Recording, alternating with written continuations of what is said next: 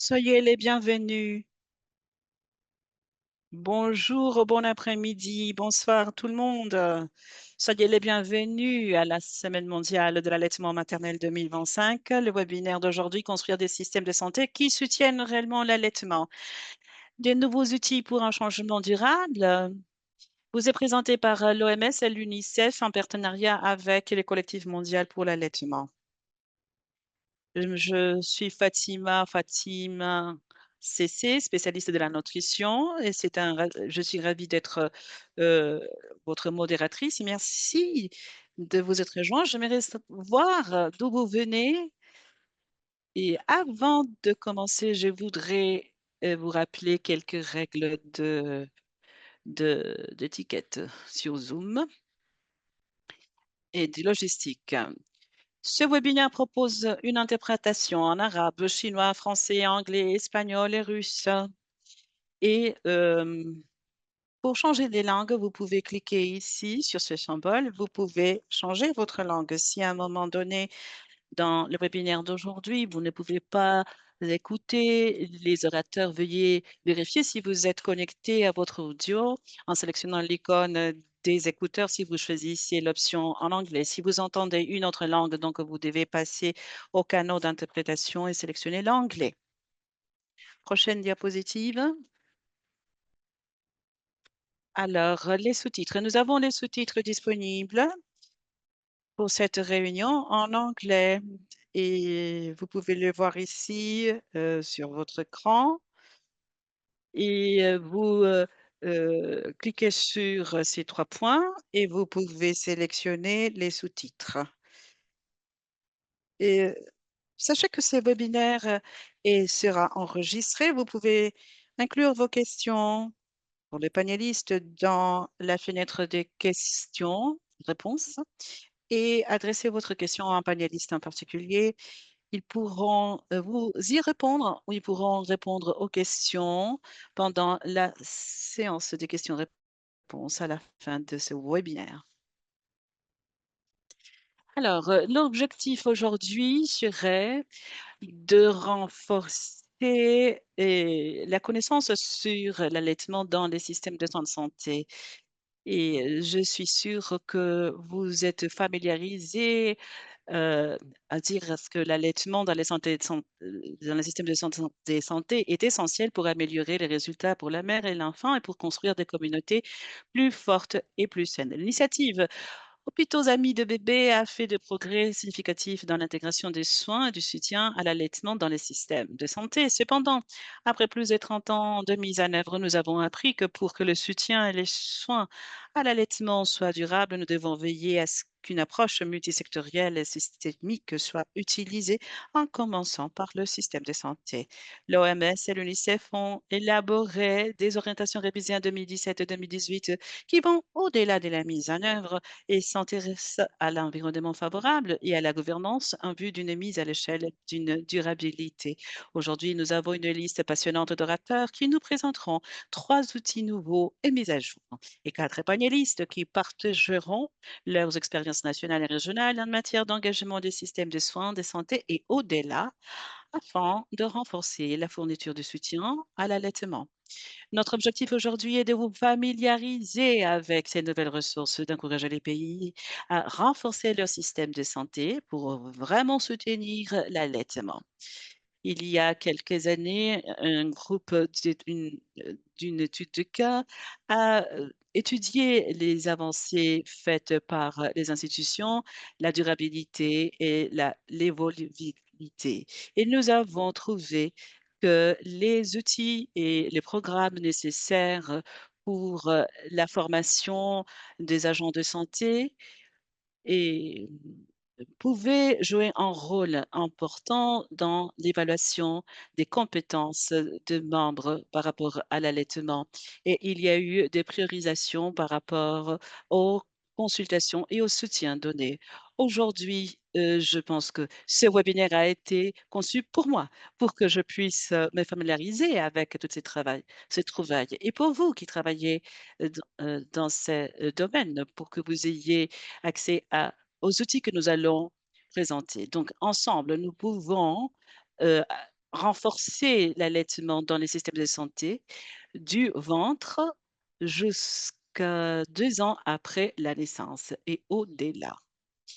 Alors, dans l'ordre du jour d'aujourd'hui, comme vous pouvez voir ici, nous allons avoir beaucoup d'activités, nous allons essayer de les compléter. Nous allons commencer par, les discours, d'ouverture et par une vidéo, qui va donner la voix aux femmes qui vont nous parler de leur expérience. Ensuite, nous explorerons 3 nouveaux outils pour soutenir l'allaitement dans les systèmes de santé: les manuels de suivi d'initiatives hôpitaux amis des bébés, la boîte à outils de vérification des compétences et le chapitre modèle actualisé sur l'alimentation du nourrisson et du jeune enfant pour les manuels médicaux et les professionnels de la santé.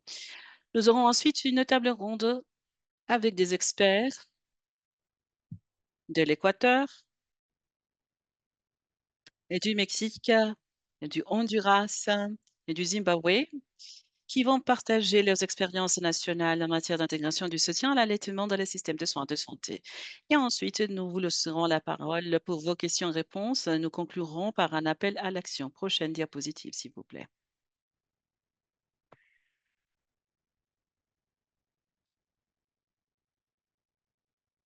Nous avons parmi nous Madame Joanne Matsi, notre oratrice, qui donnera les discours d'ouverture, qui travaille avec nous depuis 2025. Elle est la directeure de nutrition pour l'UNICEF. Elle a plus de 20 ans d'expérience et elle a travaillé en tant que conseillère de la nutrition pour, les Sud-Est africains, où elle a donné, de soutien dans plus de 21 pays et elle a aussi servi en Éthiopie. Elle est, docteure, elle a un PDH de l'université de Pretoria. Donc, je vous donne la parole. Vous êtes la bienvenue. Merci beaucoup pour, ces discours, heu et cette présentation. Et bonjour à tout le monde depuis le siège de l'UNICEF à New York. Bonjour, bon après-midi et bonsoir à tous ceux qui sont joints à nous à travers le monde. Nous avons des participants de partout dans le monde. Je suis ravie de m'adresser à vous aujourd'hui en tant que nouvelle directrice mondiale de l'UNICEF pour la nutrition et le développement de l'enfant. Et surtout, vous souhaitez la bienvenue à cet important rassemblement mondial organisé conjointement avec l'OMS et le Global Breastfeed Collective pour célébrer la Semaine mondiale de l'allaitement 2025.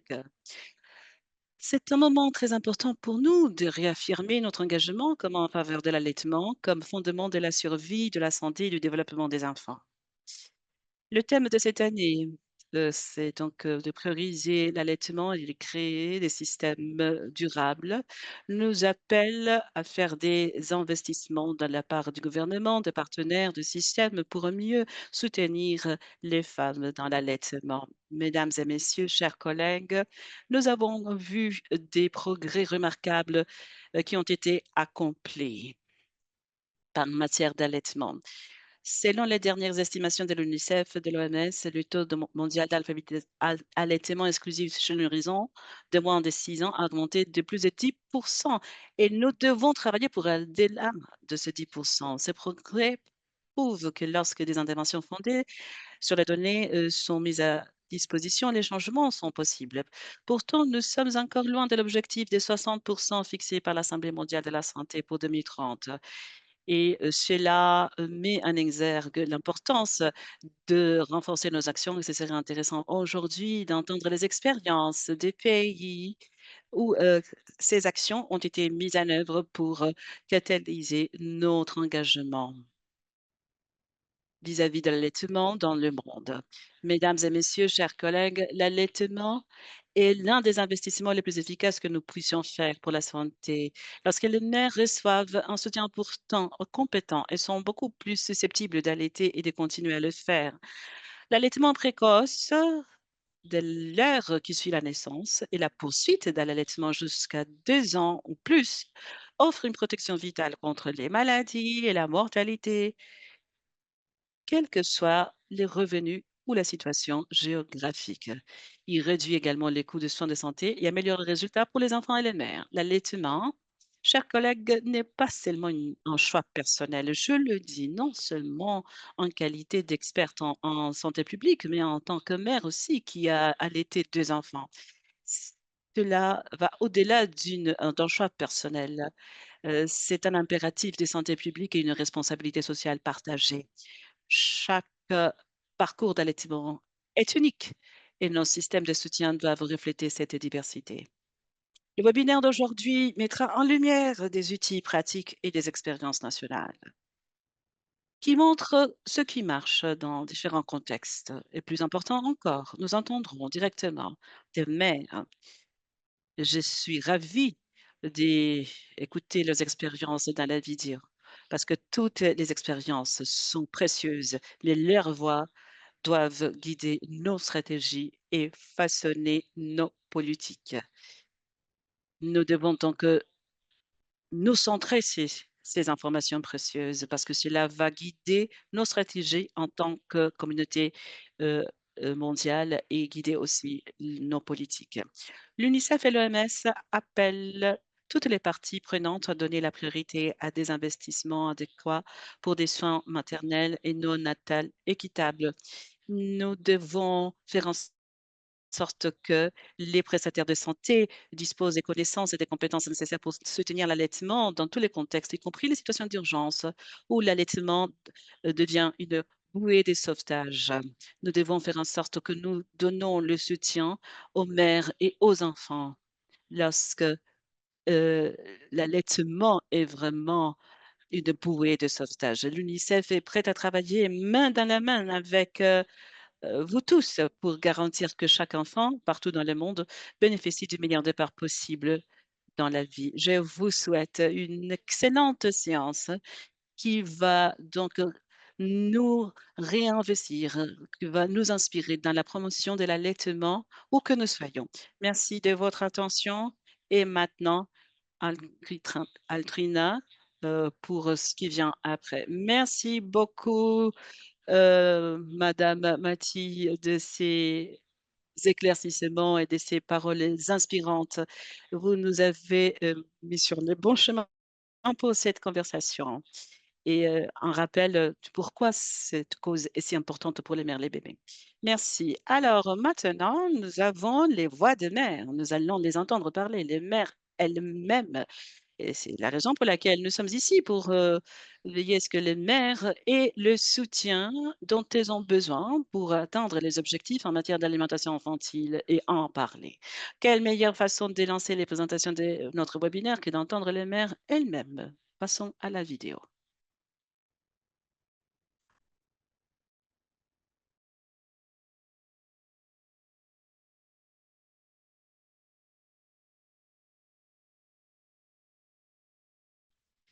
J'allaite mon fils depuis 39 mois parce que j'ai commencé des premiers jours après la naissance. Donc, mon parcours l'allaitement est vraiment simple. J'espère que tous les professionnels de santé ont les bonnes infos sur l'allaitement pour pouvoir aider les mamans qui allaitent leurs enfants dès le premier jour. Partout dans le monde, les mamans veulent allaiter. Elles ont besoin d'aide pour y arriver. Quand j'ai eu des difficultés, elles m'ont dit, tu vas y arriver, ne t'inquiète pas, tu vas y arriver. J'avais du mal à produire assez de lait, mais les spécialistes de l'allaitement m'ont donné des conseils et des instructions, notamment les mesures efficaces pour augmenter ma production de lait. La pédiatre est venue me rassurer au sujet de mon bébé prématuré devant 6 semaines. Elle m'a dit qu'il n'avait besoin que d'1 millimètre de colostrum. Et depuis, j'ai allaité mon bébé pendant 2 ans. Le soutien à l'allaitement dans les systèmes de santé est essentiel. Et quand nous n'en avons pas, les mamans et les bébés en paient le prix. L'aide que j'aurais aimé recevoir des professionnels de santé, c'était des conseils sur l'allaitement et qu'on me montre physiquement comment faire. Beaucoup de mes collègues n'ont pas reçu de formation. Malheureusement, j'avais beaucoup d'infos erronées qui m'ont embrouillée. Une infirmière de la salle d'accouchement m'a demandé: Est-ce que c'est grave si votre bébé perd du poids pendant l'allaitement, au lieu de me donner les conseils dont j'avais vraiment besoin. Les pédiatres m'ont donné des informations incorrectes, m'ont dit que je devais allaiter mon bébé toutes les 3 heures. J'ai clairement dit que je voulais allaiter mon bébé exclusivement. Les infirmières lui ont donné de la formule commerciale la nuit sans me demander. Mais avec une bonne formation, les professionnels de santé peuvent changer la vie des mamans, des bébés et des familles. J'ai eu des infirmières super qui sont restées avec moi, m'ont aidé à allaiter et m'ont encouragée. Accouché par césarienne, ils m'ont apporté mon bébé et j'ai allaité pendant qu'elle était prématurée. L'infirmière m'a appris à exprimer mon lait. Merci au personnel médical de nous avoir guidés lors de la première tétée et de nous avoir expliqué l'importance du lait maternel. Les professionnels de santé m'ont montré comment allaiter. Les professionnels de santé m'ont dit de commencer l'allaitement juste après la naissance. J'ai allaité 10 à 12 fois en 24 heures. Les agents de santé m'ont conseillé de pratiquer l'allaitement exclusif. Mon fils est plus fort et en bonne santé. Ils m'ont donné des infos essentielles sur l'allaitement. J'ai pu allaiter ma fille naturellement grâce à Dieu. Elle m'a guidée tout au long du processus, m'expliquant comment le bébé prend le sein.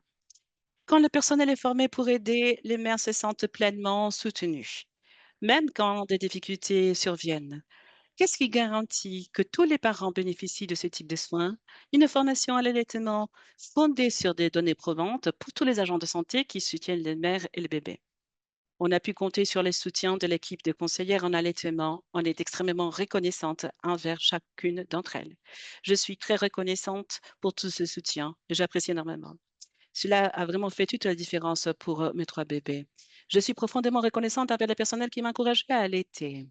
Je suis reconnaissante envers les agents de santé pour leurs conseils. On est sincèrement reconnaissant. J'apprécie les conseils des agents de santé.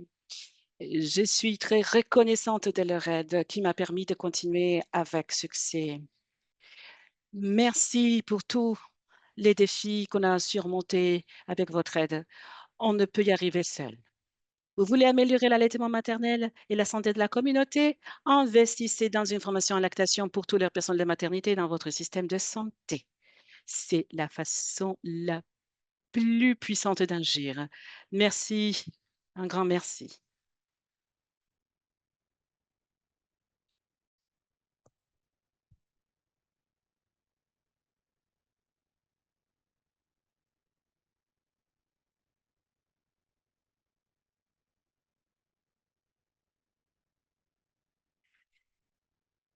C'était vraiment très émouvant, c'était extraordinaire de les entendre et moi, j'ai travaillé en tant que conseillère, de lactation. Et je sais qu'il y a une maman que nous allons voir demain qui a des problèmes. C'est important d'entendre ce que les mères nous disent et d'avoir les agents de santé qui peuvent fournir du soutien et c'est extraordinaire de les écouter. Alors, merci beaucoup à toutes les mères qui ont partagé leurs expériences et leur temps avec nous. Leurs voix sont claires comme de l'eau de roche. Et c'est effectivement l'objectif d'aujourd'hui, comment nous pouvons faire que ces outils soient une réalité dans les systèmes de santé partout dans le monde. Et maintenant, je voudrais vous présenter les outils qui vont nous aider et les orateurs qui vont partager avec nous. Nous allons commencer par nos trois intervenants. Nous sommes tous familiarisés avec l'initiative de bébés hôpitaux amis de bébés et des outils pour l'allaitement. Cependant, pour avoir des changements durables et pour donc le respect des 10 étapes au niveau national, nous allons entendre aujourd'hui Fatima Cessé qui va présenter donc les manuels de suivi de l'initiative hôpitaux amis de bébés et les spécialistes de la nutrition, de l'alimentation infantile, le siège de l'UNICEF et à New York. Elle, donc, a été chargée du portefeuille, de la nutrition. Elle coordonne, les travaux de l'OMS. Elle a 18 années d'expérience et elle est titulaire, d'un master, aussi, en nutrition diététique, et de l'université, de Child.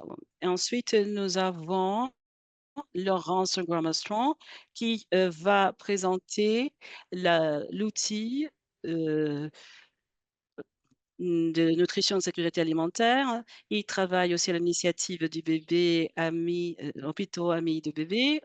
avec plus de 20 ans d'expérience dans des applications scientifiques. Il a beaucoup d'expérience dans l'amélioration des compétences en lactation. Et Nina Jean Chad, spécialiste de la nutrition de la mère, de nourrisson du jeune enfant. Elle est notre spécialiste avec plus de 22 années d'expérience en allaitement. Elle dirige le travail technique chez les nourrissons et elle a joué un rôle essentiel pour développer des programmes à l'intention des professionnels. Elle est conseillère en allaitement et elle est aussi conceptrice de programmes. Donc, Madame Fatmata, vous avez la parole. Merci beaucoup pour cette présentation. Chers collègues du monde entier qui se joignent à nous aujourd'hui, c'est un honneur pour moi de vous présenter l'initiative des hôpitaux Amis de bébé, son manuel. Comme vous l'avez déjà vu, euh, nous avons publié en début de cette année un nouveau manuel et ce manuel complète le guide des mises en œuvre qui a été lancé en 2018 et met l'accent sur l'importance d'une gestion solide des systèmes de leurs données pour améliorer l'adhésion aux 10 étapes de l'allaitement. Le manuel s'aligne, prochaine diapo s'il vous plaît. Le manuel signale 3 niveaux de suivi qui sont critiques pour la qualité de soins. Nous avons le premier qui est le suivi interne qui est effectué par les agents de santé et les différents établissements de santé pour identifier donc les besoins. Et ensuite, il y a le contrôle externe qui est euh, fait par des acteurs externes pour guider dans les actions de correction. Et le dernier niveau, c'est le suivi national pour suivre l'application générale des pratiques fondées sur des données probantes afin de soutenir la planification et l'évaluation des programmes. L'idée, c'est que le suivi soit fait de façon constante, de façon à faire les corrections nécessaires.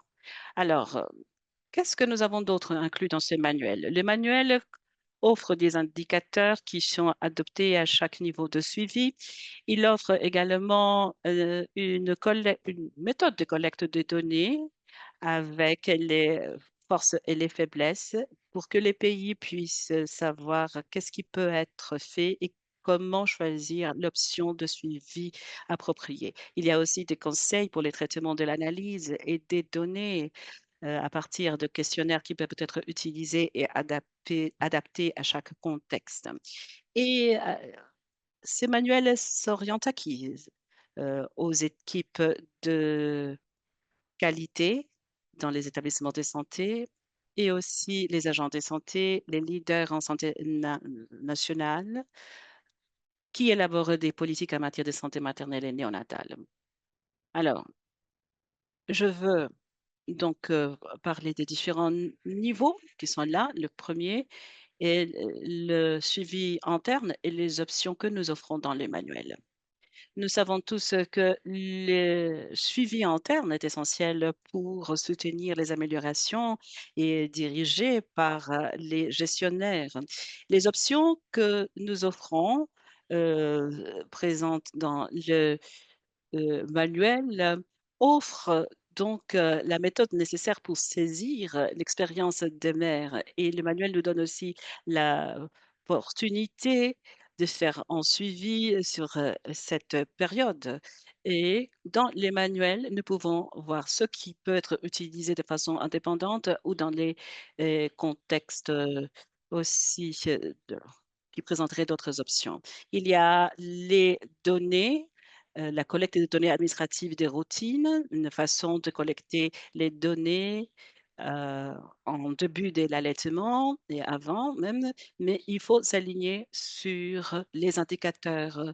Et nous avons aussi une troisième option par rapport aux examens des dossiers médicaux qui se centrent sur le registre sur papier, qui peuvent être suivis de façon périodique et les établissements de santé peuvent adapter l'information pour collecter les données qui peuvent être utilisées de façon efficace. Prochaine diapo. Pour les autres niveaux de suivi, le niveau externe, fait par des organismes externes, le guide fait un appel pour un suivi régulier systématique pour que les établissements de santé puissent s'adhérer aux 10 étapes. Et nous avons dans les manuels, par exemple, le rapport interne que j'ai déjà évoqué, qui est très utile lorsque les systèmes internes ont des limites à l'évaluation des politiques et des compétences. Donc, c'est le premier pas et le pas 2. Et ils peuvent aussi euh, faire un suivi des étapes 3 à 10. Et il y a aussi une option pour la collecte indépendante des données et des pratiques cliniques qui sont nécessaires lorsque le suivi interne est absent. Donc, la troisième partie va faire donc l'analyse et la récollecte des données. Une autre option est aussi la description des documents. C'est critique pour l'étape 1 et 2 parce que cela comprend les politiques de révision, les protocoles stricts et des réunions et offre donc des éclaircissements critiques par rapport à l'adhésion de l'étape 1 et 2 et ensuite les interventions avec des explications pratiques pour le personnel et les visites sur le terrain qui couvrent une observation directe et offrent des opportunités pour la supervision et pour donner plus de soutien technique. Donc, ce que nous voulons partager avec vous tous, c'est la combinaison des méthodes qui est possible parce que pas tout pourrait convenir à tout le monde. Donc, vous devez les adapter. Et finalement, vous avez le suivi national. Prochaine, pour le suivi national, eh bien, nous travaillons à partir de données des sources internes et externes et nous soutenons l'évaluation. Des options, comme je l'ai décrit, vont passer pour les données administratives qui peuvent et les enquêtes sur la sortie et le suivi des maires pour voir l'adhésion de 10 étapes et la mise en œuvre. Et les autorités nationales pourraient avoir accès à des données de façon directe ou à travers l'établissement de santé ou par un suivi externe. Et nous avons aussi les enquêtes externes et les accréditations qui sont aussi un résultat agrégé et qui nous donnent le moyen, enfin, la façon dont les étapes sont mises en œuvre ou respectées. Et ensuite, euh, tous les éclaircissements nécessaires à l'intention de l'équipe des agents de santé et les services clés qu'ils peuvent fournir, bien sûr, une fois ayant intégré les 10 étapes dans les hôpitaux, les états de santé. Je donne la parole à Larry pour la partie des vérifications de compétences. À vous, Larry. Merci, Fatoumata, de cette merveilleuse présentation. Bonjour, bonsoir à tout le monde. Alors, ce webinaire est sur le système de santé qui puisse vraiment soutenir l'allaitement. Nous voulons dire que nous avons besoin des personnels de santé qui aient les compétences et les habilités pour fournir un bon soutien pour l'allaitement.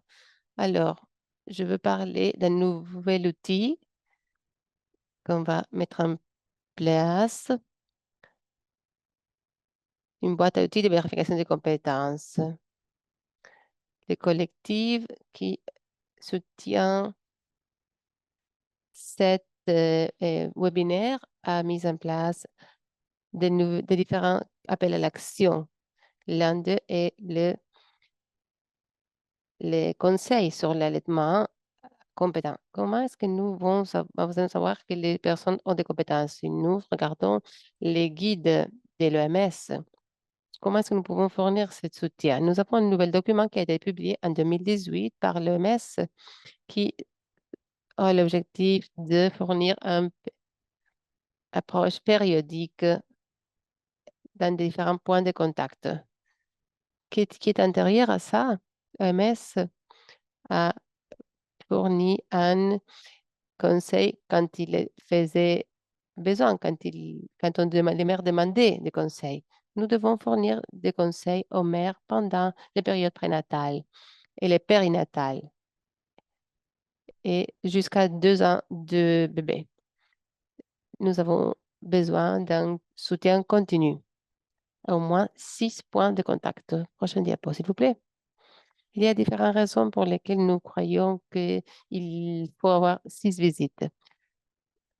Chaque visite va fournir différents messages que les femmes doivent euh, recevoir différentes étapes, différents défis. Et il faut s'assurer que le personnel qui va travailler aux cliniques ait les compétences dont elles ont besoin. Et peut-être les compétences des sages-femmes n'est pas la même que celles qui travaillent dans une clinique de maternité. Ces points de contact structurés vont changer notre manière de penser. Ce n'est pas seulement si les femmes viennent à nous, mais est-ce que nous sommes préparés pour fournir l'assistance de manière plus proactive? Nous devons être plus systématiques par rapport à notre système de conseil. Nous devons donner aux personnes le temps pour fournir ce service. Et aussi, c'est une question de financement. Alors, OMS reconnaît ce besoin de comprendre plus sur les compétences. C'est une révision de l'initiative des hôpitaux amis de bébés. Et ceci a changé la manière dont nous pensons à la formation. Ce n'est pas seulement une question de personnes qui vont à la salle de classe ou qui vont prendre des cours sur base des compétences. Mais en effet, si nous ne vérifions pas comment les personnes vont absorber ces compétences et de voir ce que les personnes ont compris, ce n'est pas suffisamment bon. Ce n'est pas une question de voir ce qu'il faut faire, mais il faut démontrer que vous avez ces compétences. Et pour cela, il faut évaluer les compétences. Dans cette guide, nous parlons spécifiquement d'un changement sur comment nous évaluons les PAD2.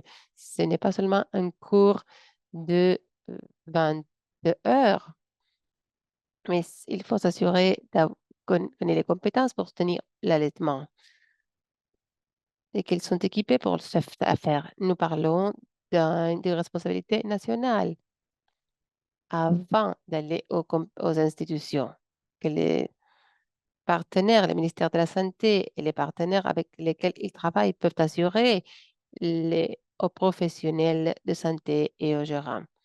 C'est une responsabilité partagée. Prochain diapo. Dans ce contexte, OMS a travaillé avec des partenaires externes pour développer une vérification des compétences pour l'initiative des hôpitaux amis de bébés. Nous l'avons lancé, ça fait 5 semaines, dans l'un de ces webinaires, dans une semaine mondiale de l'allaitement. Nous avons vérifié un cadre de compétences dans 16 compétences clés et celui-ci comprend 64 indicateurs de performance. Pour chacun, il y a une série d'outils. C'est pour cela que c'est une unité d'une boîte à outils. Il y a différents outils pour appliquer dans des situations pratiques, comment nous occupons de différentes circonstances. Il y a des outils d'observation pour travailler dans les mers et observer comment elles reçoivent les soins dont elles ont besoin, notant ce qui va bien ou ce qui ne va pas bien, avec des observations directes, des notes directes pour évaluer que ces personnes reçoivent les soins dont elles ont besoin. Mais reconnaître ce contexte plus ample nous a fait reconnaître que nous devons nous étendre au-delà de cette initiative, mais qu'il faut et amener l'allaitement à d'autres endroits. Nous avons travaillé avec l'initiative des hôpitaux amis des bébés. Nous avons développé un groupe d'experts multinationaux pour créer une boîte à outils plus ample. Ils ont utilisé ce boîte à outils dans des unités de maternité dans différents pays et ils ont pris les leçons apprises, ce qui a bien marché et ce qui n'a pas bien marché. Et on l'a fourni pour le soin anténatal et postnatal. Nous avons simplifié pour avoir une plus, plus petite quantité de compétences et on a élargi les indicateurs performance pour obtenir des performances clés qui sont nécessaires. La nouvelle boîte à outils contient une grande quantité d'études de cas pour travailler parce que nous reconnaissons que vraiment nous avons besoin non seulement du composant nos connaissances, mais il fallait travailler avec les maires dans leur service. Je vais conclure avec les commentaires sur comment on peut utiliser cette boîte à outils. C'est très utilisé. C'est important d'avoir des nouveaux personnels d'un niveau clinique, à niveau hôpital. Quand vous engagez quelqu'un qui est nouveau, vous vérifiez les compétences pour que les femmes reçoivent ces soins. C'est relevant d'avoir des cycles d'amélioration continue. Il faut évaluer comment va le personnel dans vos unités. Est-ce qu'ils ont les compétences dont ils ont besoin? Et si ce n'est pas le cas, il faut créer les moyens pour fournir cet enseignement et corriger ces compétences. Cet outil pour concevoir de l'éducation continue et comprendre où il y a des fossés, les types d'expériences dont le personnel a besoin pour construire de meilleures compétences. Et aussi, les individus peuvent personnaliser leur plan d'enseignement pour voir où est-ce que je suis faible, comment est-ce que je peux renforcer mes, mes faiblesses pour continuer à avancer dans mes compétences. Nous espérons que vous utilisiez cette boîte à outils dans les prochains mois et ce sera un pas clé, non seulement pour former les gens, mais aussi pour s'assurer qu'ils aient les compétences et qu'ils puissent fournir les services dont nous avons besoin pour les soins. Merci. Je passe la parole à Nina pour parler de nos prochains pas dans le chapitre modèle d'enseignement. Merci Larry. C'est un développement très intéressant et c'est très intéressant de voir qu'il y a des plus d'outils qui sont disponibles et qui seront disponibles dans les prochains mois. Je voudrais parler du chapitre du nourrisson et du jeune enfant par rapport à l'alimentation. Ce chapitre est un chapitre modèle pour les manuels médicaux et les professionnels paramédicaux. Il y a plusieurs femmes en forme de fossés importantes entre les preuves qui existent et ce qui se passe pendant leur interaction avec les professionnels. Plein de professionnels de santé signalent qu'ils ont une formation minimale sur l'alimentation des nouveau-nés et des jeunes enfants. Pour aborder ce défi, ce nouveau chapitre a été développé sur la base des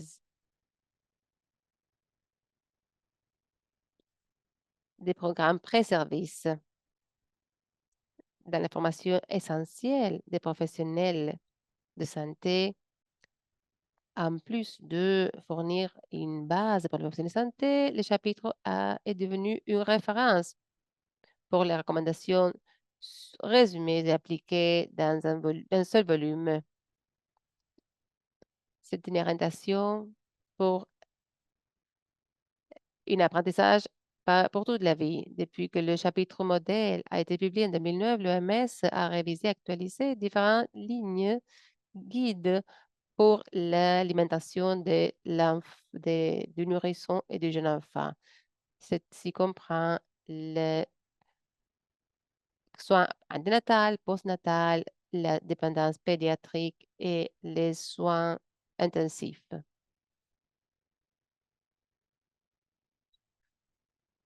La deuxième édition du chapitre modèle, qui sera publiée brièvement, a été réorganisée pour la pratique clinique. Il a été conçu pour soutenir l'allaitement de routine. Il incorpore de nouvelles priorités de santé publique et à des actualisations avec les dernières recommandations de l'OMS. Et il comprend des messages clés mises en évidence au début de chaque section pour nous rappeler de ces aspects pendant la pratique. Il y a 8 sections dans la deuxième édition du chapitre modèle. La première est la introduction qui comprend les recommandations, quelques résultats en matière de santé, épidémiologie et questions de cadre politique, anatomie et physiologie, des informations sur comment fonctionne l'allaitement, un chapitre sur l'alimentation complémentaire, un chapitre sur soins périnatal qui comprend des débats pour un allaitement réussi et différents aspects pour le soin prénatal. Soutien communautaire à l'allaitement maternel au-delà de l'admission périnatale. Un débat sur comment soutenir l'allaitement, y compris les urgences, des maladies infectieuses, malnutrition, relactation et traitement du cancer. Il décrit les différents défis et comment il les identifier et les gérer. Aussi, il y a une nouvelle section sur des conseils de routine pour eh, aider aux professionnels de la santé pour qu'ils aident aux mères.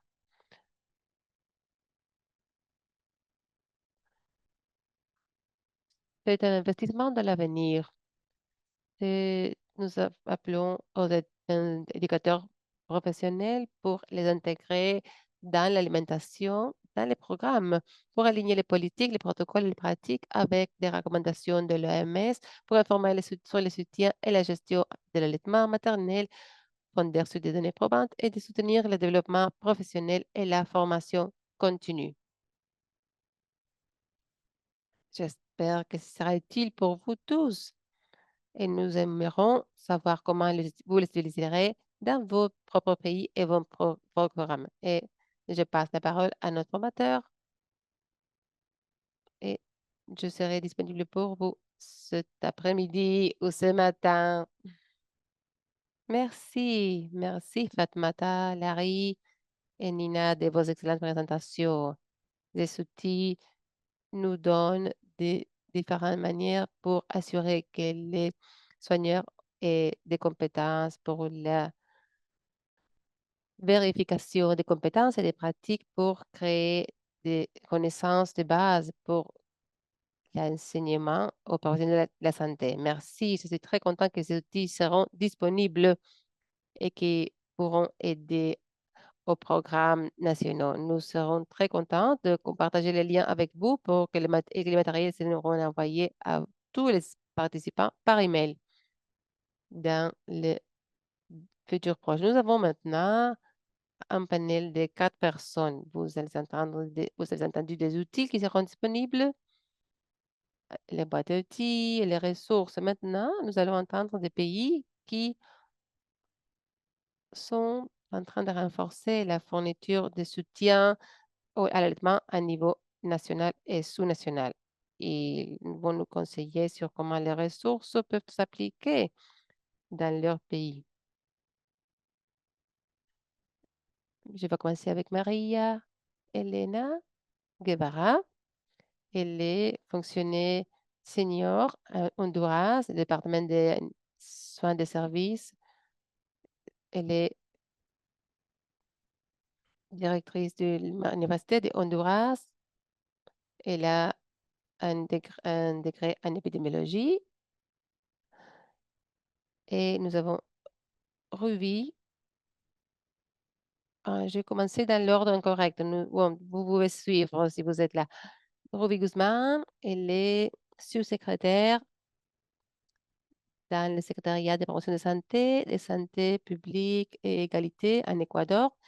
Madame Guzman a un baccalauréat en sciences et en infirmerie et une spécialisation en gestion de qualité et un master en gestion de qualité et sécurité des patients. Docteur Mariana Colmenares Castaño, elle est mexicaine, elle habite à Londres où elle travaille comme pédiatre communautaire. Elle travaille dans la médecine de l'allaitement depuis 2011. Elle travaille comme secrétaire de l'Académie de médecine de l'allaitement aussi et les professeurs du conseil de l'allaitement à ACLA, qui est l'Association nationale de consultants en lactation certifiés au Mexique, et ECOA, l'Organisation nationale de l'éducation pour la nutrition. Et finalement, nous avons Marc-André Jobo, sous-directeur de nutrition, ministre de la Santé et soins d'enfants au Zimbabwe, basé en Harare. Monsieur Njoju s'occupe de la stratégie de nutrition nationale, suivi et réponse à la nutrition d'urgence. Il a contribué aux études révisées par des pairs sur les ministères de la Santé et les soins d'enfants. Soyez les bienvenus. Maintenant, nous allons entendre les expériences renforçant les soutiens à l'allaitement dans les systèmes de santé aux Amériques et en Afrique. Mexique a fait des avances dans le système d'enseignement pour l'allaitement avec des priorités nationales. Docteur Colmenares, est-ce que vous pouvez partager avec nous comment le Mexique a inséré les soutiens à l'allaitement dans le système de santé du Mexique et comment est-ce que le système s'assure que les professionnels maintiennent les connaissances et leurs compétences sur le temps? Oui, merci, merci à tous. Bon, il y a plein de choses qu'ils ont fait dans les dernières années au Mexique. Dans l'allaitement, je travaillais dans ce contexte les dernières 15 ans. Il y a eu de grands changements. Nous sommes passés à 34% d'allaitement dans la dernière enquête. Il y a différentes stratégies. Il y a une très bonne équipe de chercheurs. Il y a un intérêt national dans le développement de la stratégie de l'allaitement et le nouvel comité national est en train de mettre en place plusieurs aspects sur l'allaitement, et spécialement par rapport à la formation des professionnels de santé. C'est complexe de parler de ces choses, mais les recherches, la formation et le renforcement de l'initiative des hôpitaux amis des bébés sont les choses plus importantes qu'ils ont fait. Aussi, le suivi du respect du code de marketing, qui est l'une des raisons les plus importantes sur lesquelles le Mexique peut avoir difficulté autour du l'allaitement. C'est difficile pour les familles et pour les mères d'avoir un bon soutien et à l'allaitement s'ils ont cette contrepartie de toute l'industrie, les campagnes de marketing et la formation aux professionnels de la santé. Merci, merci. Maintenant, passerons à Honduras. Honduras est revitalisé dans la mise en échelle de l'initiative des hôpitaux amis de bébés depuis 2022. Ils passent en cette direction et ils sont très, très bien guidés. Ma prochaine question est pour vous, Docteur Guevara. Quel conseil avez-vous pour les pays par rapport aux leçons apprises par l'Honduras aux différents niveaux des systèmes de santé? Quelle stratégie croyez-vous qui fonctionne le mieux pour Honduras? Les stratégies qui ont bien marché pour nous sont d'abord maintenir active la Commission nationale pour la lactation maternelle en tant que pays où est intégré par les différentes institutions concernées. Après, avoir un plan national pour l'allaitement où chaque institution voit l'identification où il se trouve. Troisièmement, compter avec une politique nationale pour l'allaitement maternel. Nous, pour nous, ça était utile pour ce qui est la stratégie initiative des hôpitaux amis des bébés. Parce que dans la stratégie, il y a les 10 conditions. Qu'est-ce que nous avons achevé? Que chaque hôpital puisse adapter et produire ses politiques et qu'ils puissent les actualiser. Alors, chacun des hôpitaux, des 26 hôpitaux qui fournissent les soins maternels, ont une politique qui a été produite à l'intérieur de chaque hôpital. Ceci a été essentiel. Après, il y a garder, maintenir actifs et réactiver ces comités hospitaliers pour l'allaitement qui surveillent et suivent chaque étape. Et dans chaque comité de chaque hôpital, il y a un coordinateur qui maintient actif ce comité, qui surveille, qui fait le suivi avec les instruments que vous avez proposés. Et ceci avec des entretiens. Il vérifie avec le personnel et il valorise ce qui est de la formation. Et après, nous avons développé une plateforme virtuelle pour que le personnel qui fournit les soins ait l'accès aux formations. Et après, nous vérifions sur le terrain et en effet, ce s'ils sont en train de mettre en pratique ce qu'ils ont appris. Ceci est en général essentiel pour que ces stratégies d'hôpitaux amis des bébés fonctionnent dans notre pays et pour ce que on puisse réactiver et recertifier les hôpitaux en tant qu'hôpitaux amis des bébés. Aussi, et nous recommandons ces outils que vous proposez qui sont en effet essentiels pour la mise en œuvre et pour le suivi de ces initiatives qui sont efficaces. Et bien sûr, nous avons eh, eu du succès pour que les hôpitaux s'approprient de ces outils. Et nous avons travaillé aussi avec les universités et avec les ressources pour cette nouvelle génération. Et on travaille, nous avons développé toutes ces questions avec les universités, nous les avons incorporées dans les programmes pour les étudiants parce que c'était une faiblesse que nous vérifions à chaque fois que ces nouvelles ressources s'incorporent à nos systèmes de santé. Alors, ça a été une manière pour qu'ils aient déjà reçu la formation.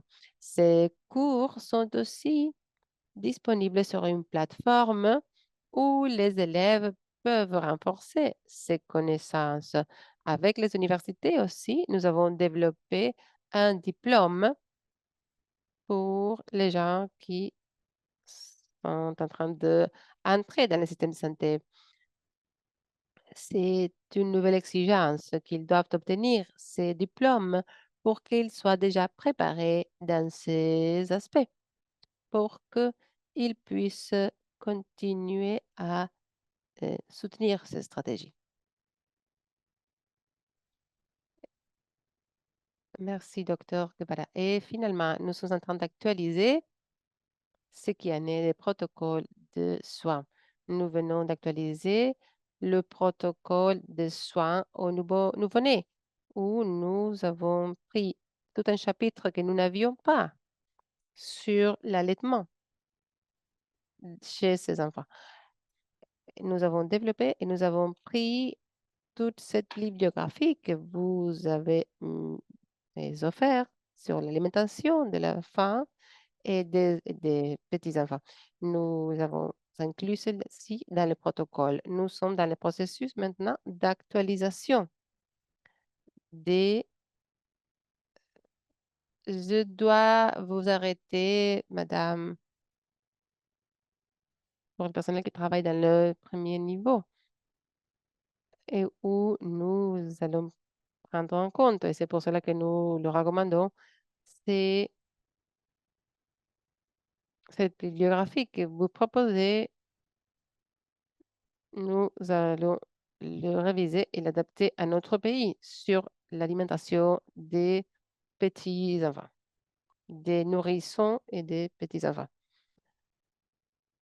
C'est le chemin que nous avons suivi et qui nous a donné des très bons résultats et que nous recommandons.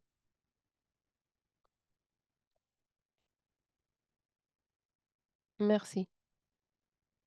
Merci infiniment. C'était très, très complet et nous apprécions tout ce que vous avez fait à Honduras pour intégrer et pour soutenir les conseils à l'allaitement dans votre programme. Et maintenant, je voudrais passer à Équateur.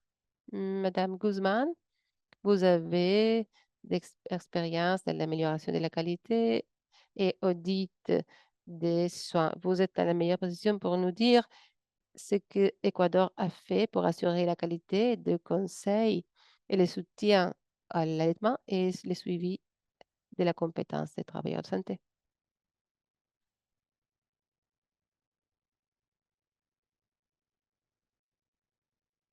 Bonjour à tous et toutes.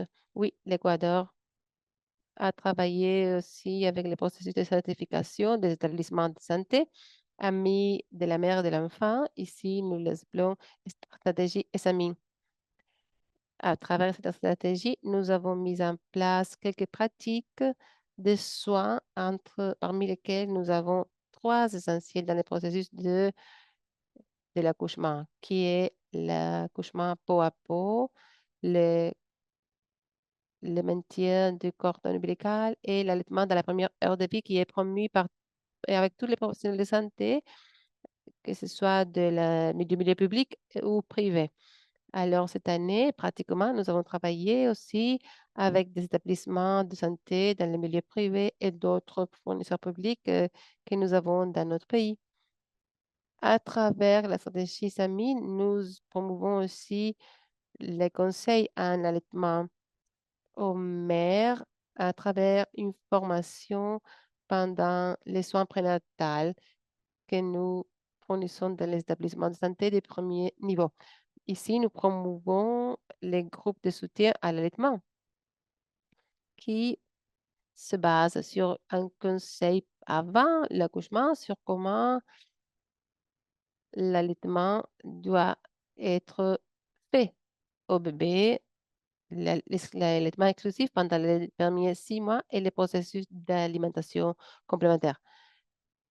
En tant qu'État, nous avons aussi une loi de soutien et encouragement de l'allaitement depuis des années et depuis 2020, de l'exécutif qui a été notre président, a été créée la stratégie nationale Équateur. C'est s'agrandit sans malnutrition infantile qui a été approuvé avec le décret exécutif de 2011 et a été com- réformé avec 404 qui promeut l'éducation d'un paquet priorisé de biens et services pour les mères gestantes et pour les enfants jusqu'à 2 ans d'âge, que nous considérons les 1 et 11 mois, 29 jours. L'un des composants essentiels de ce paquet priorisé est les conseils à l'allaitement et la supplémentation après les 6 mois ou la nutrition complémentaire qui doit être fournie de manière continue et être enregistrée comme partie du processus de soins.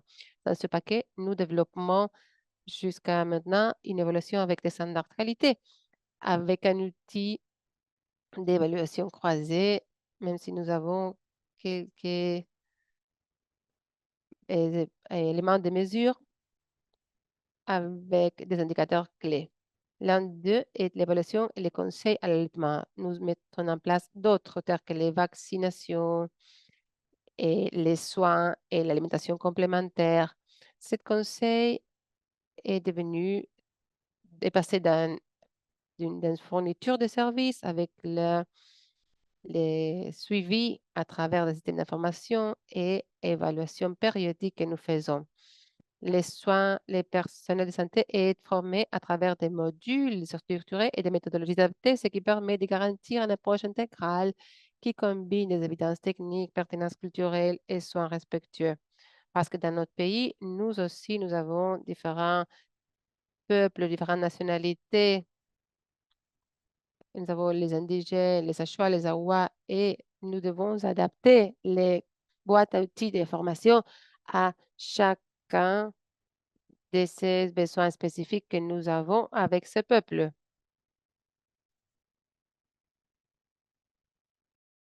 Nous encourageons de même les espaces communautaires où nous avons des groupes de soutien à l'allaitement. Les groupes de soutien, donc, qui sont dirigés par les agents de santé et par des mères conseillères.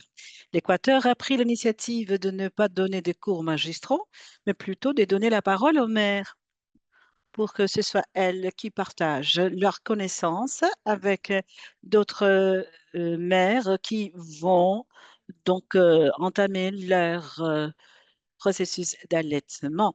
Nous encourageons aussi la famille à y participer, qu'elle soit accompagnée par la mère, par le couple, dès le premier moment. Ceci pour subvenir ses besoins affectifs à partir des échanges de groupes de soutien qui se réunissent tous les mois aussi pour échanger. Donc voilà, nous avons une approche centrée sur la personne avec la participation des acteurs pour promouvoir l'allaitement. C'est le travail que l'Équateur a réalisé. Hmm. Merci, merci beaucoup.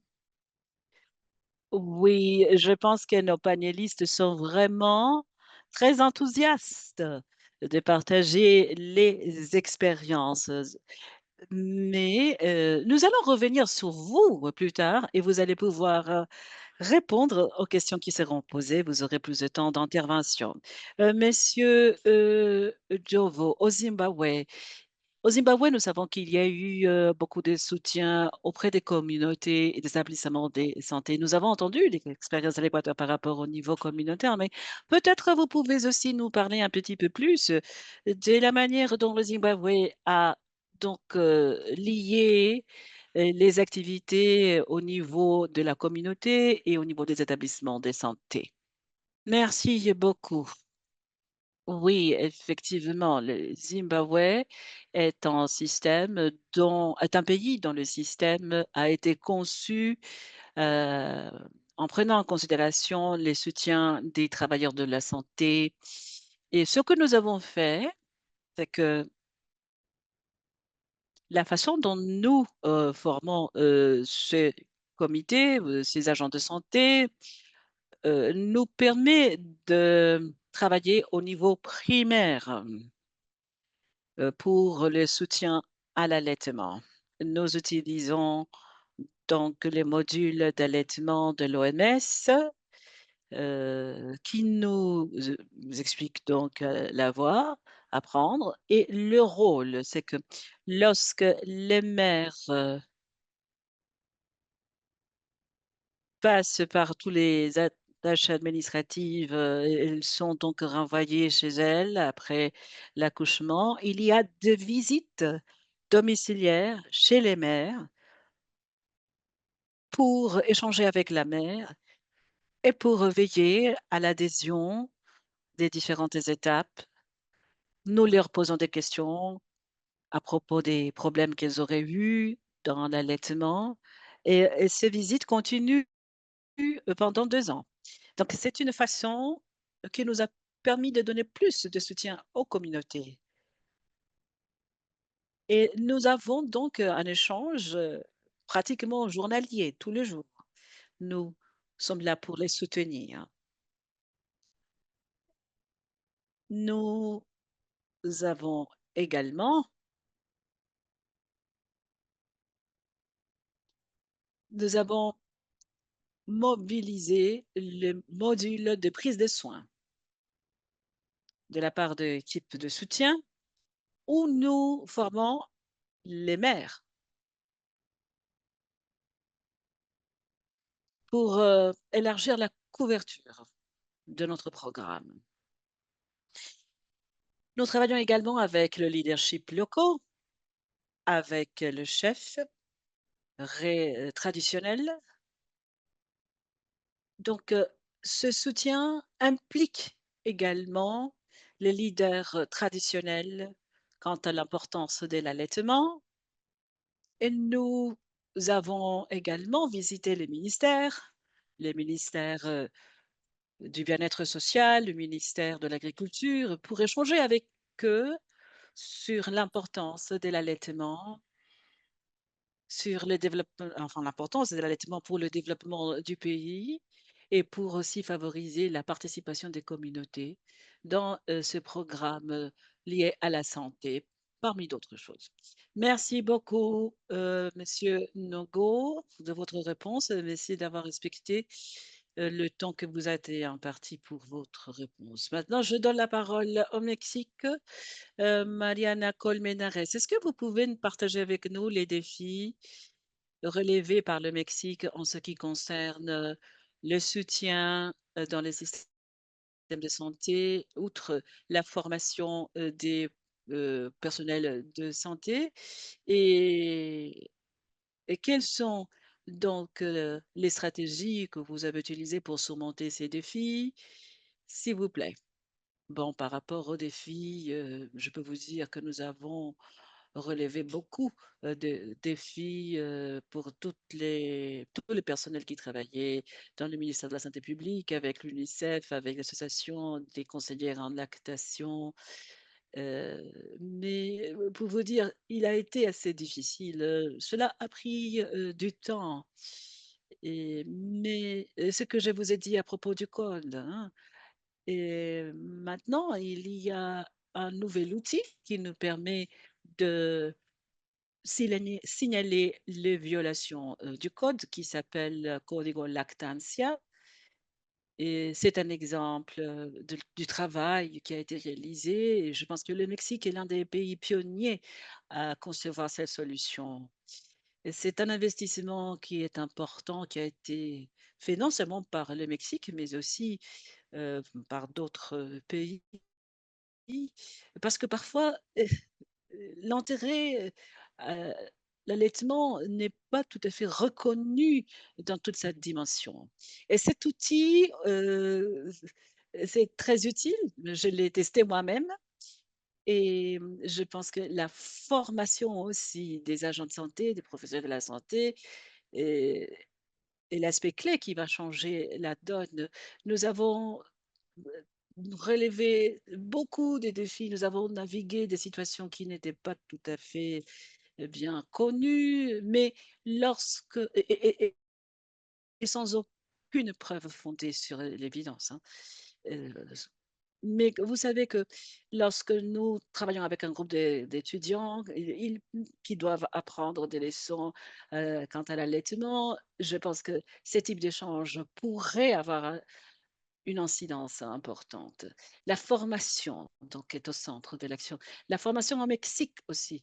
Ils utilisent maintenant plus de données fondées sur les preuves et cela a diminué les difficultés. Nous avons une bonne recherche, nous avons des documents, mais maintenant nous devons impliquer les familles et les mères, les bébés directement. Donc, c'est un outil qui sera très intéressant, très utile pour renforcer les compétences. Je suis sûre que mes collègues au Mexique vont commencer à l'utiliser.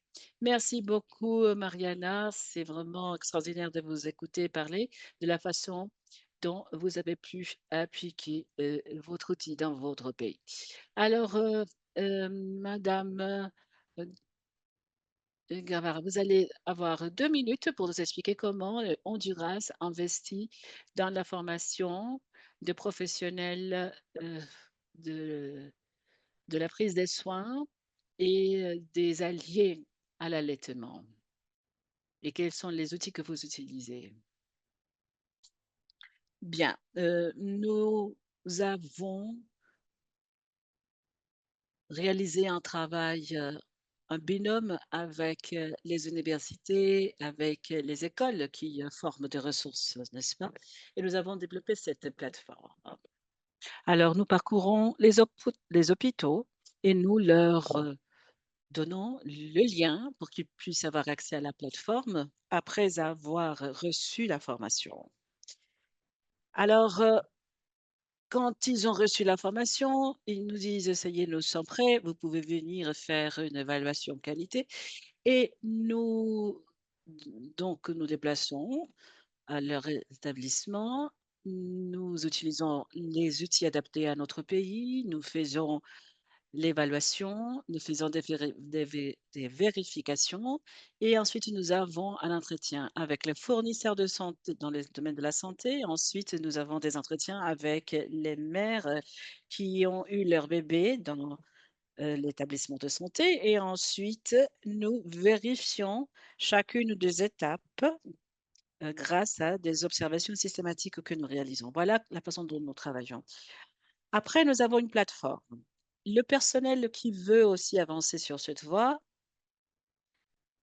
peut s'inscrire au cours, un cours qui dispense 120 heures de cours. Alors, nous faisons le suivi de leur participation au cours et lorsque nous initions la nouvelle phase, nous passons à la vérification et au suivi. Ils font donc, les activités qu'ils doivent faire. Nous, en tant qu'entité de vérification, nous réalisons donc toutes les observations nécessaires. Oui, mais je pense que cet outil de vérification, est très utile. Déjà, nous pouvons voir, les progrès que vous avez faits en matière de formation des, agents de santé, du professionnel de la santé, pour, le soutien à l'allaitement et je suis sûre que grâce à ces vérifications, vous allez pouvoir continuer à évoluer dans le module. Merci. Donc, voilà. L'Équateur, passons à l'Équateur. L'Équateur a fait, des progrès pour, augmenter l'accès aux dons de lait maternel aux hôpitaux. Donc, sachant l'intérêt des banques de lait pour les établissements de santé, pour assurer donc le modèle d'allaitement chez les mamans et les bébés. Pouvez-vous donc nous partager quelles sont vos impressions là-dessus?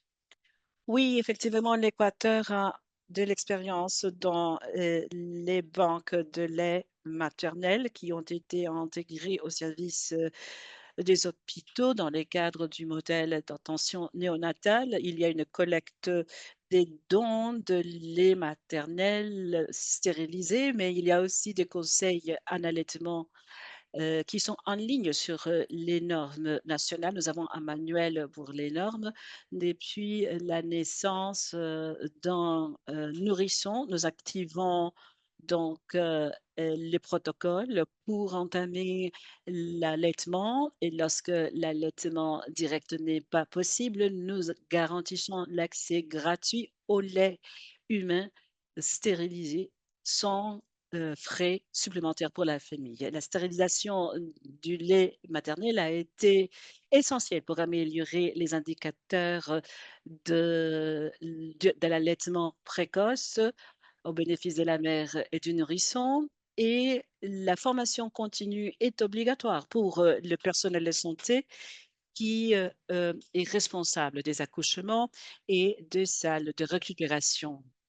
Comme il a déjà été soulevé avant, la question aussi du contact peau à peau, l'allaitement exclusif dans la première heure de vie et la coupure, opportune du, cordon ombilical. Nous avons 22 des, nouveau-nés institutionnels qui reçoivent de Heu, la lactation maternelle dans la première heure de vie. Ce sont les données que nous avons pour 2025. Nous avons aussi des dispositifs de conseil maternel. Nous avons donc, nous recueillons les données et nous continuons à travailler avec les salles de soutien à l'allaitement. Merci, merci infiniment. Équateur a fait un grand progrès pour s'assurer que le bébé ait accès au lait maternel et non en formule. Zimbabwe, Monsieur Jogo, peut-être vous pouvez nous raconter ce que le Zimbabwe a fait par rapport au soutien à l'allaitement, dans les soutiens à l'allaitement. Depuis votre expérience, qu'est-ce que vous conseillez aux autres pays qui ont des défis avec des ressources humaines pour maintenir le soutien à l'allaitement. Oui, merci. Ce que nous avons fait essentiellement, nous avons eu différents groupes de travailleurs de santé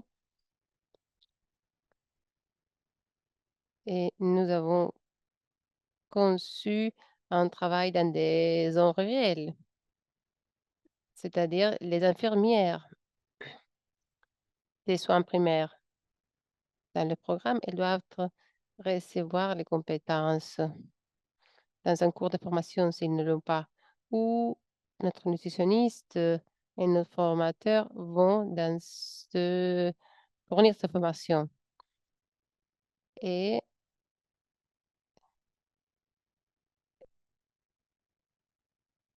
le soutien dont elles ont besoin pour les installations de santé aussi.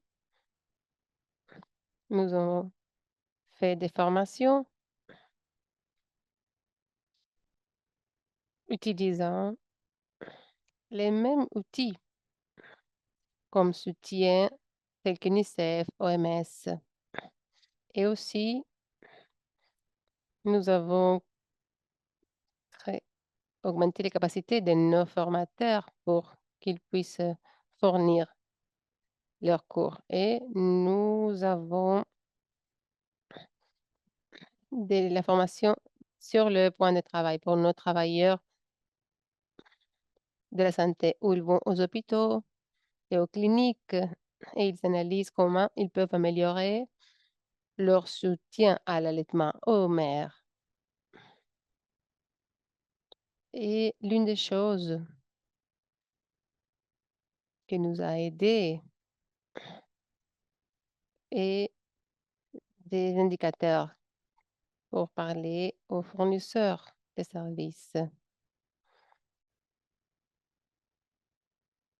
Nous promouvons la question de l'allaitement dans la première heure de vie, qui est une question de routine.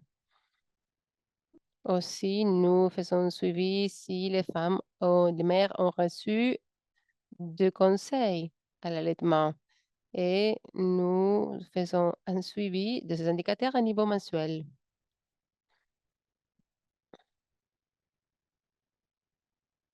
Alors, je dirais que comme conseil, il, il est nécessaire d'avoir de la formation, mais aussi les outils pour l'évaluation et le suivi.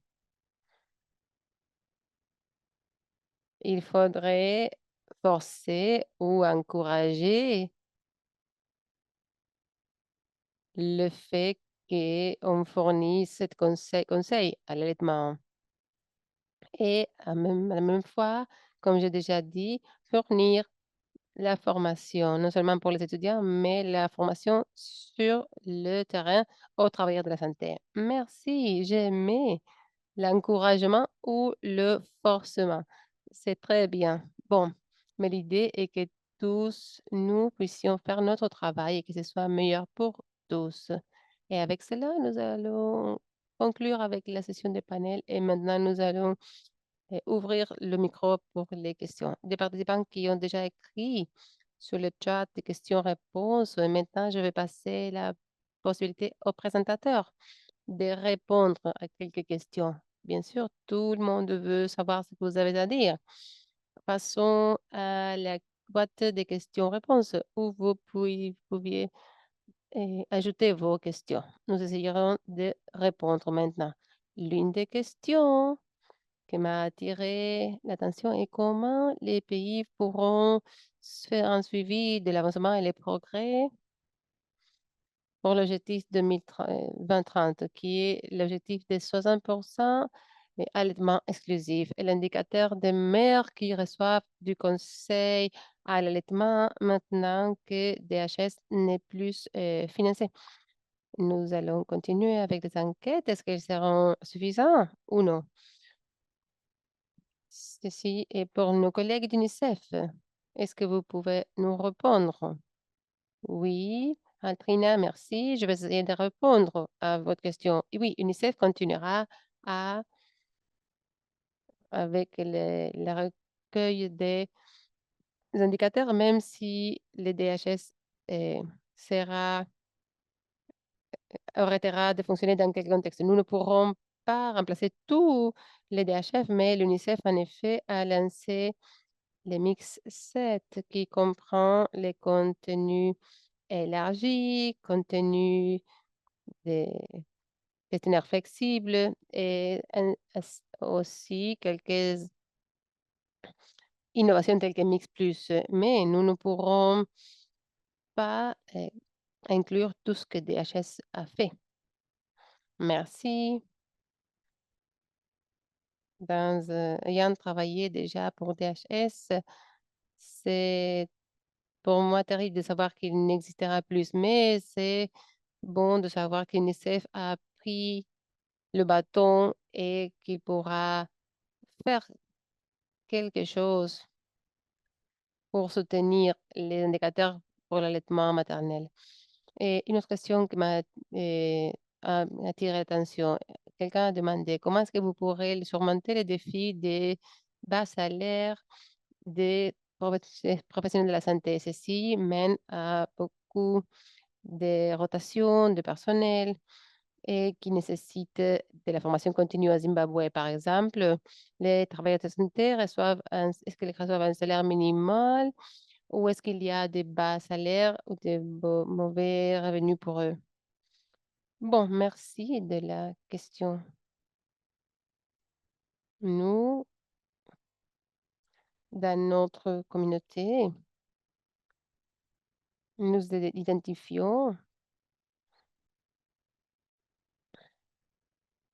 les revenus, si les revenus sont suffisants pour les travailleurs, mais ce sont des possessions de bénévoles. Nous essayons de,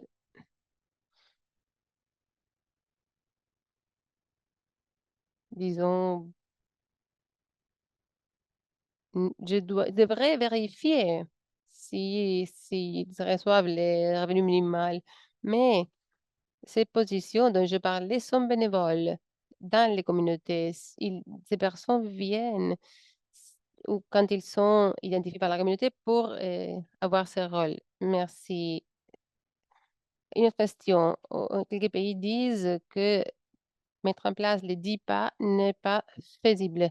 Quelqu'un du panel peut nous expliquer ce qu'ils ont fait pour que le gouvernement se engage à mettre en œuvre cette initiative IHAB et les 10 pas?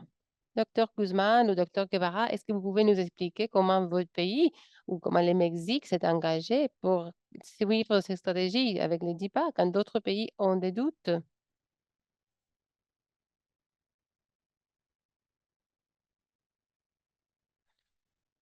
Bon, comme j'ai déjà dit, nous l'avons fait il y a quelques pas où nous sommes avancés plus que d'autres, mais les 10 pas sont respectés.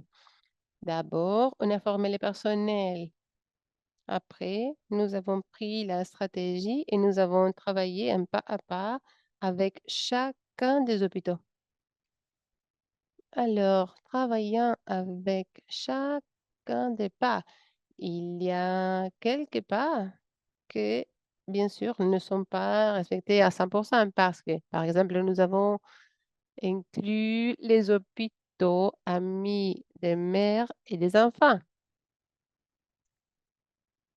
Et bien sûr, les services, nous devions nous adapter pour qu'ils respectent l'accouchement respectueux.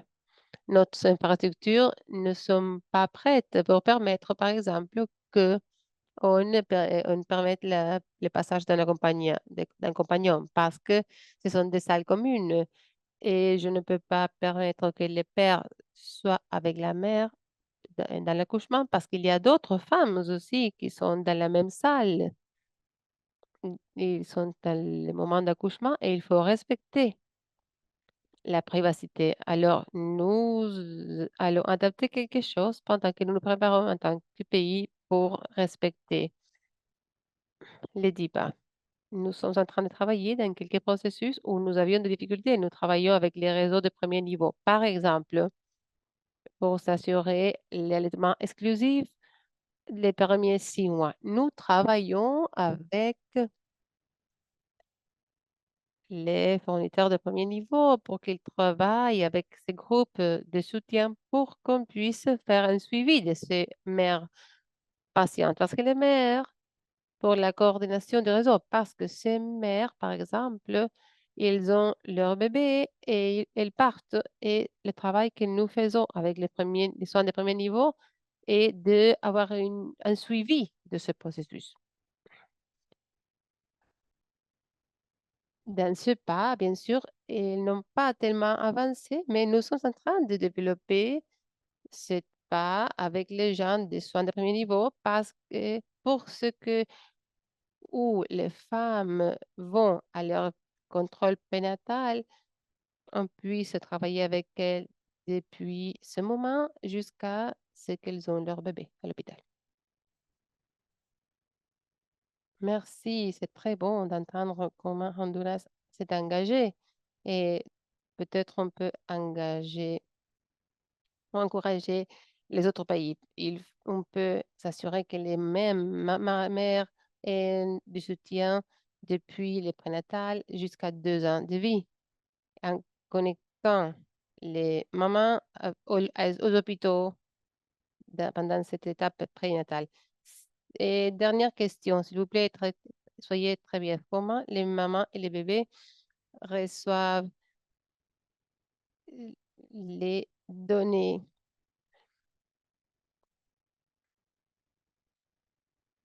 quand elles quittent l'hôpital? C'est une leçon que l'Équateur a appris avec nous. Même si vous nous assurez que ces nouveau-nés, ces bébés prématurés, quand ils ont besoin qu'ils reçoivent du lait donné, lait humain donné. 2 minutes, s'il vous plaît.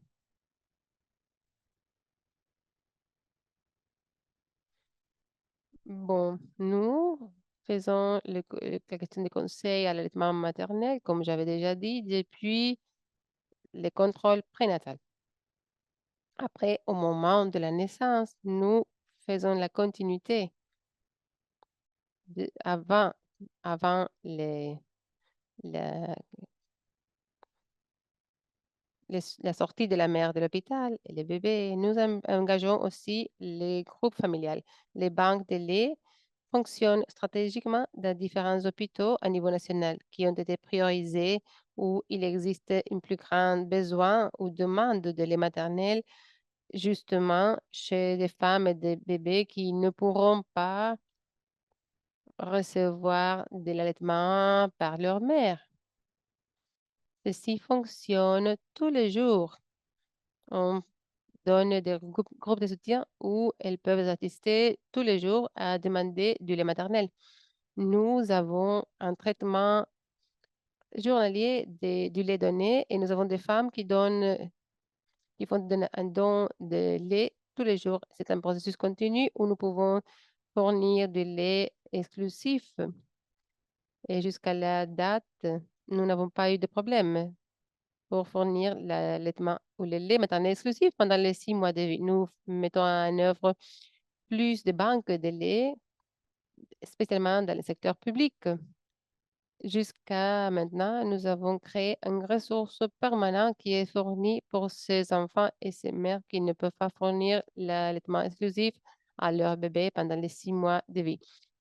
Après, on supplémente avec l'alimentation complémentaire et on fait un suivi avec la fourniture d'un paquet précisé avec, par exemple, la fourniture de vitamine A et les contrôles tous les mois jusqu'à la première année et après les contrôles tous les 2 ou 3 mois jusqu'à 5 ans d'âge.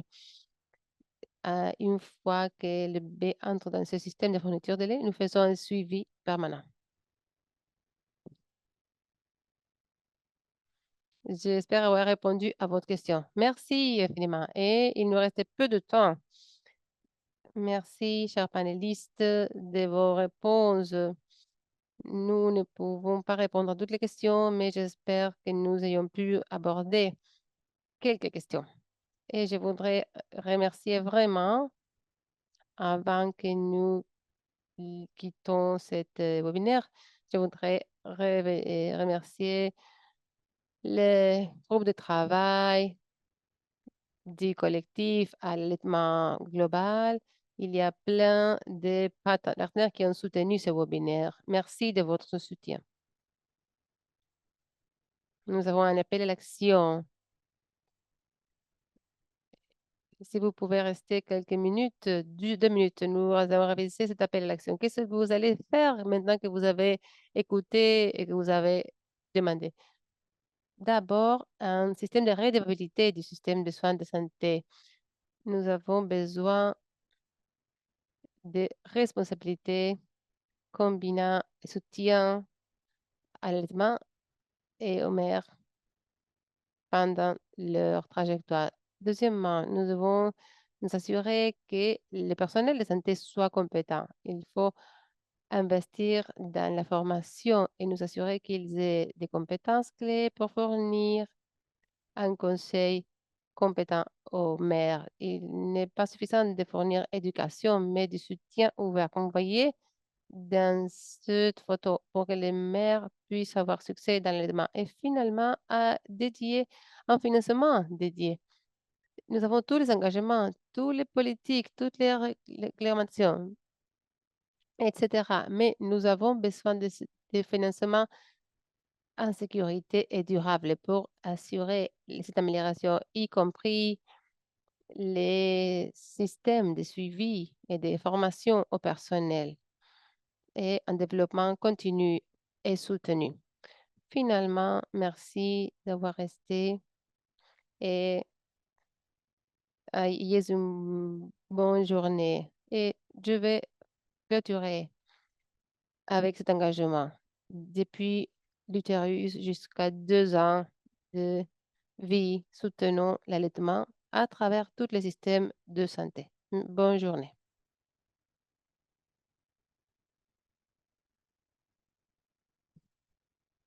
Bonne journée. À bientôt.